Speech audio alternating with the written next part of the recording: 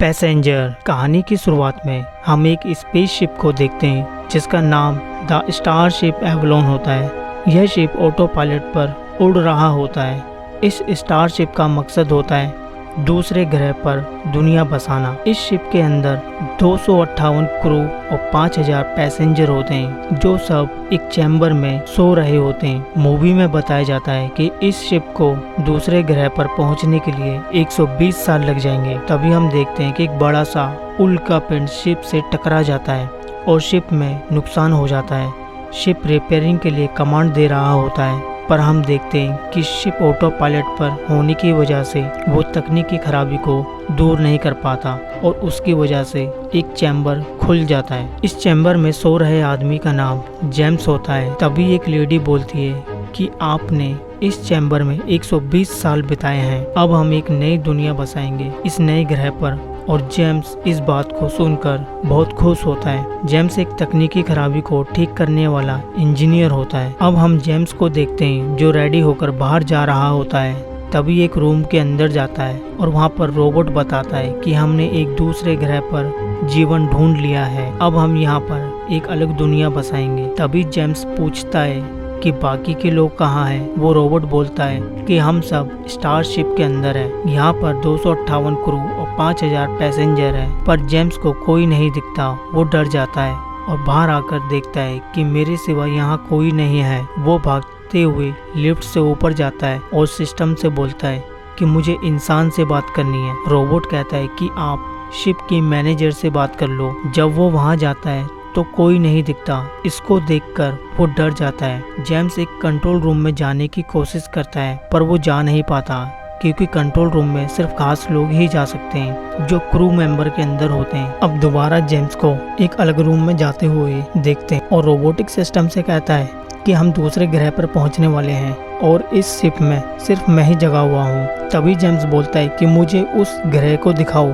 जहाँ पर हम पहुँचने वाले हैं। सिस्टम बताता है कि हम पृथ्वी से दूसरे ग्रह में पहुँचने के लिए 120 साल लग जाएंगे और अभी हमने 30 साल का सफ़र तय किया है, अभी 90 साल और लगेंगे। इसको सुनकर जेम्स और बहुत बुरी तरह डर जाता है क्योंकि वो 90 साल पहले ही उठ जाता है। जेम्स पृथ्वी पर लेजर की तकनीक से मैसेज भेजने की कोशिश करता है और बताना चाहता है कि मैं 90 साल पहले ही उठ गया हूँ, मेरी चैम्बर में कोई खराबी हो गई थी, तो प्लीज मेरी मदद करो। इतना कहने के बाद वो मैसेज सेंड कर देता है और जेम्स को पता चलता है कि जो मैसेज उसने किया है वो पृथ्वी तक पहुंचने में 19 साल लग जाएंगे और इसका जवाब आने में 55 साल लगेंगे। वो हताश होकर बाहर आता है। तभी उसकी नज़र बार पर खड़े आदमी पर पड़ती है जिसका नाम ऑर्थर होता है। जेम्स बोलता है मेरे सिवा एक आदमी और है और वो उसके पास जाता है तो पता चलता है कि वो एक एंड्रॉयड रोबोट होता है। अगले दिन हम जेम्स को देखते हैं जो क्रू मेंबर के रूम को खोलने की कोशिश करता है, पर वो नहीं खोल पाता,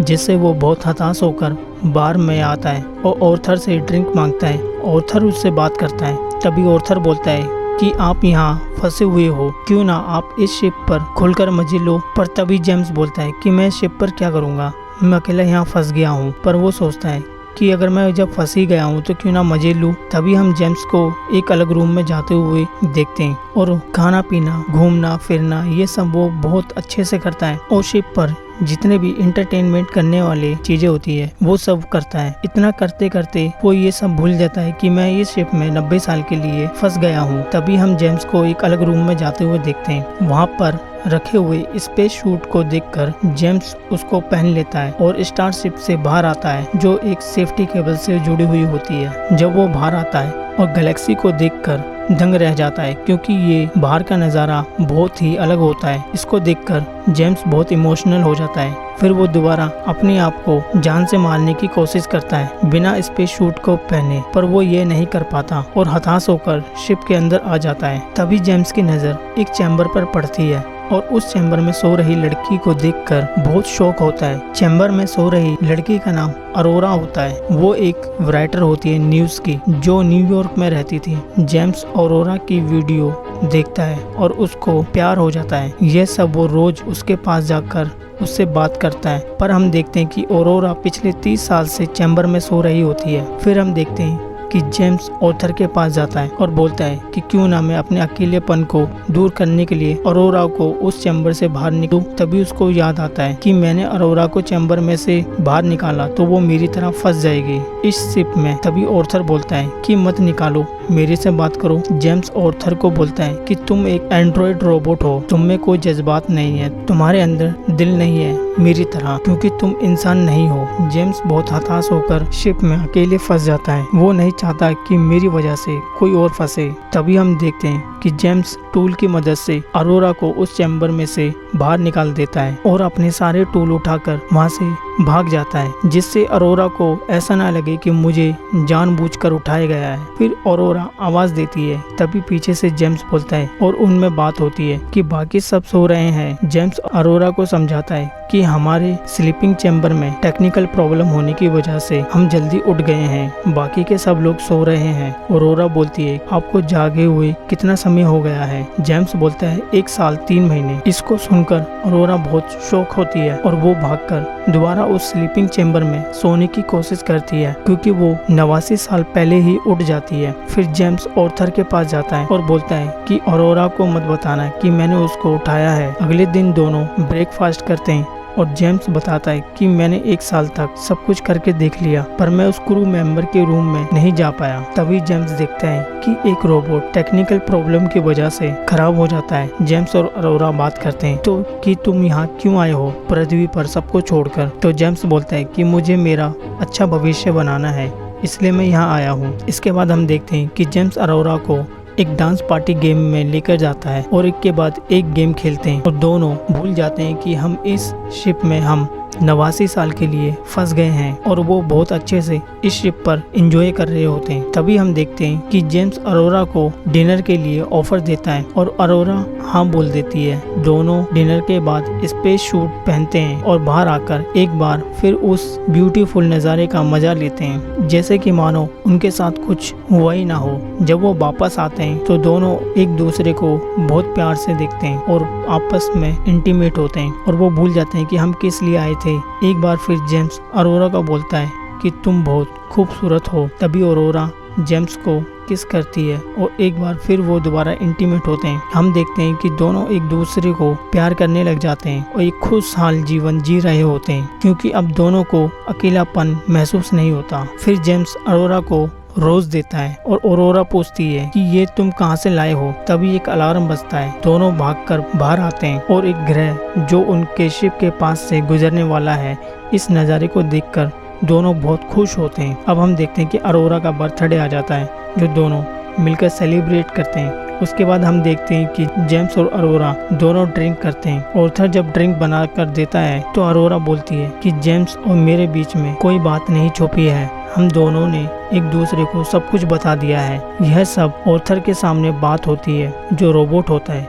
तभी जेम्स बोलता है कि ऑर्थर को कि अरोरा सही बोल रही है और फिर हम देखते हैं कि जेम्स चले जाता है अपनी जेब में से रिंग निकालने और यहाँ ऑर्थर अरोरा को बताता है कि मुझे बहुत अच्छे से पता है कि जेम्स आज से 1 साल पहले आपसे मिलने के लिए कितने बेताब थे। वो महीनों तक आपका इंतज़ार करते रहे कि आपको जगाए कि नहीं, पर अब आप दोनों अच्छे से अपनी ज़िंदगी जी रहे हैं। इसको सुनकर अरोरा शॉक हो जाती है, क्योंकि ये बात जेम्स ने मुझे कभी बताई नहीं थी। अरोरा जेम्स से पूछती है कि तुमने मुझे जगाया और जेम्स ऑर्थर की तरफ देखकर हाँ बोल देता है। यह सुनकर अरोरा रोने लग जाती है। तभी जेम्स से बोलती है कि मुझसे यह बात क्यों छुपाई और अब मेरे से दूर रहो। जेम्स अरोरा से बात करने के लिए जाता है। अरोरा उससे कोई बात नहीं करती। जब जेम्स सो रहा होता है तब अरोरा आती है और जेम्स को बहुत बुरी तरह से मारने लग जाती है। जेम्स पिटता रहता है क्योंकि उसने जो किया था वो सब उसके फायदे के लिए किया था कि मेरा अकेलापन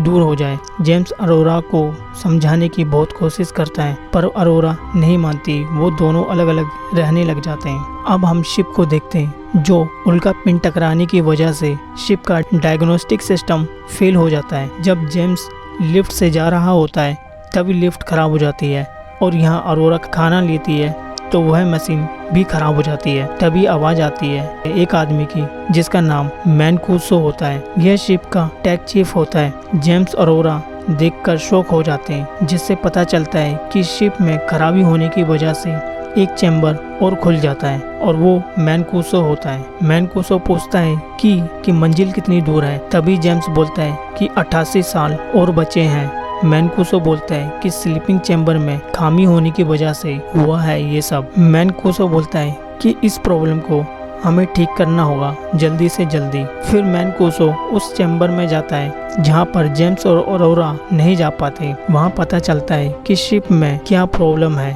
तभी एक रोबोट उसके ऊपर गिरता है जिससे वो बच जाता है। जेम्स बोलता है कि इसको मिलाकर 15 रोबोट ऐसे ही खराब हो गए हैं और आज सुबह नाश्ते की मशीन भी खराब हो गई है। ये सब धीरे धीरे खराब हो रहा है। मैनकुसो अरोरा के चैम्बर को चेक करने जाता है। अरोरा का चैम्बर जेम्स ने खोला था। अब वो शिप की प्रॉब्लम को देखते हैं जो उनको पता चल जाता है। तभी मैनकुसो की तबीयत खराब हो जाती है। वो आराम करने चला जाता है। उसके बाद हम देखते हैं कि शिप की ग्रेविटी लॉस हो जाती है। अरोरा पानी में नहाते वक्त वो पानी में डूबने लगती है।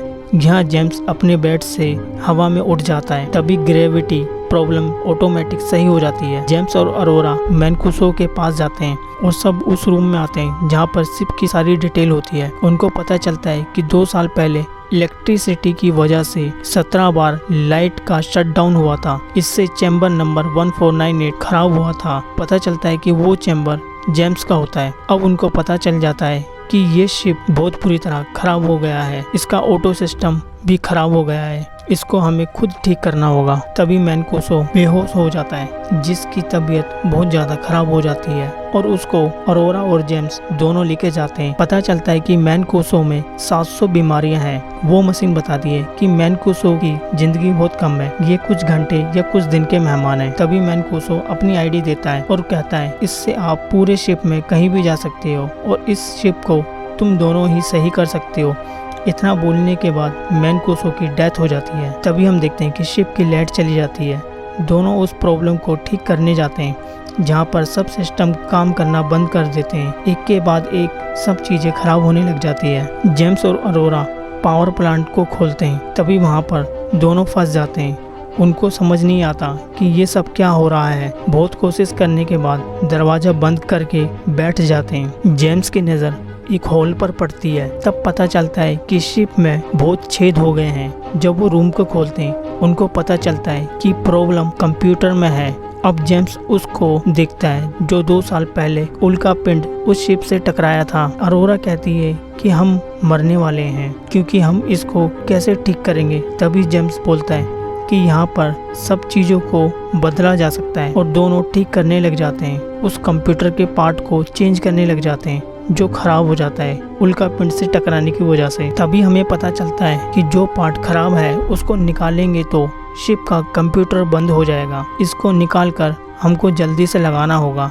तभी एक नई प्रॉब्लम आ जाती है। शिप का एक दरवाज़ा जाम हो जाता है। इसको अगर जल्दी से ठीक नहीं किया तो हीटिंग की वजह से यह शिप हवा में ही ब्लास्ट हो जाएगा। जेम्स बोलता है कि मुझे शिप से बाहर जाना है और इस दरवाजे को सही करना होगा। अरोरा कहती है कि अगर दरवाजा खुलेगा तो जेम्स तुम्हारी डेथ भी हो सकती है। अब हम जेम्स को देखते हैं जो स्पेस सूट पहनकर बाहर जाता है और यहाँ अरोरा पावर प्लांट में जाती है तो रूम बहुत ज़्यादा हीटिंग की वजह से वो जमीन पर गिर जाती है। जेम्स उस दरवाजे तक पहुंच जाता है। जब दरवाजा खोलते हैं तो ऑटोमेटिक बंद हो जाता है जिससे पता चलता है कि जेम्स को अगर पावर प्लांट की हीटिंग बाहर निकालनी है तो उसको दरवाज़ा खोलकर खड़े रहना पड़ेगा। उसके बाद अरोरा वो मना कर देती है और कहती है कि हमें कोई दूसरा ऑप्शन ढूंढना होगा।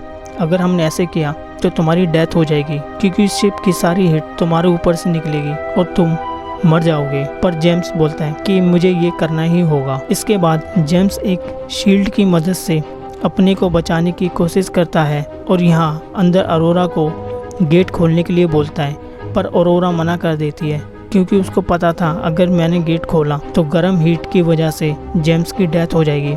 जेम्स अरोरा को कहता है इस शिप में 5000 लोग हैं, उनकी जान बचाना बहुत ज़्यादा ज़रूरी है। इसको सुनकर अरोरा बहुत इमोशनल हो जाती है और वो गेट खोल देती है और शिप की सारी गर्म हीट जेम्स के ऊपर आती है। तभी जेम्स का हाथ छूट जाता है और उसके साथ सारी हीट बाहर निकल जाती है। अरोरा को लगता है कि जेम्स की डेथ हो गई, पर तभी जेम्स की आवाज आती है। अरोरा को वो आवाज सुनकर और कहती है कि हमारा काम हो गया, अब आप शिप के अंदर आ जाओ। पर जेम्स नहीं आ पाता क्योंकि जेम्स के स्पेस सूट में छेद हो जाता है और उसकी सेफ्टी केबल भी टूट जाती है, जिससे सूट में ऑक्सीजन लेवल खत्म होने लग जाता है। वो धीरे धीरे बेहोश होने वाला ही होता है। तभी अरोरा जेम्स को लेने के लिए शिप से बाहर आती है। जेम्स की टूटी केबल पकड़ लेती है और शिप के अंदर ले आती है। अरोरा जेम्स को एक मेडिकल चेम्बर में डालती है, जिससे वो बहुत कोशिश करती है कि जेम्स जिंदा हो जाए, पर उसके शरीर में कोई हलचल नहीं होती। तभी वो मैनकुसो की आईडी को लगाती है, क्योंकि मैनकुसो की आईडी एक टैग चीफ की होती है